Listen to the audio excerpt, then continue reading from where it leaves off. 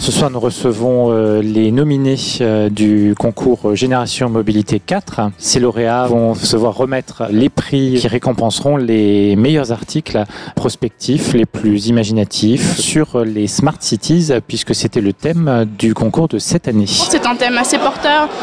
J'étais surprise de voir sur Internet l'engouement qu'il suscite chez les entrepreneurs, chez les industriels. Pour mon article, j'ai décidé de le faire sur les nouvelles mobilités. Ma thèse, c'est que grâce aux nouvelles technologies, on pourra allier autopartage et covoiturage. J'ai écrit un article sur le métro en exposant un peu quels peuvent être les problèmes du métro aujourd'hui et en donnant les solutions qui peuvent être apportées par les NTIC. Les articles ont tous été très intéressants. On voit aussi que c'est des sujets qui sont transverses aux écoles et qui attirent des étudiants aussi bien des écoles de commerce que des écoles d'ingénieurs.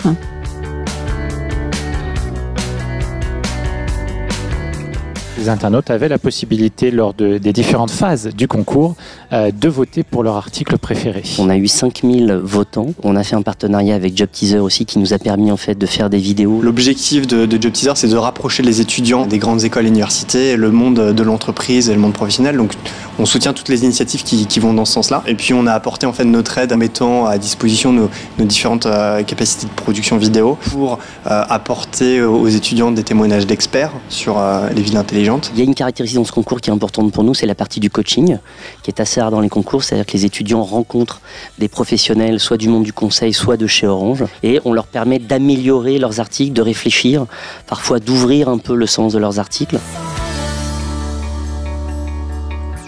L'objectif d'Orange en participant à l'organisation du concours Génération Mobilité, c'est de permettre aux étudiants qui s'intéressent aux technologies numériques d'essayer de dessiner avec nous l'avenir et d'avoir une vision un peu prospective sur la manière dont ces technologies vont changer notre quotidien dans les années qui viennent. C'est amusant de voir qu'ils anticipent la technologie finalement. Enfin, ils se disent oui, on pourrait faire tout ça et puis après, finalement, c'est la technologie qui suit.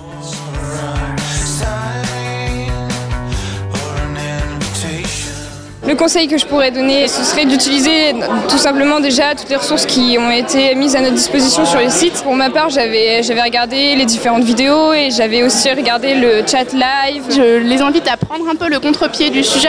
Je ne sais pas si c'est une bonne stratégie, mais en tout cas, elle a payé pour moi.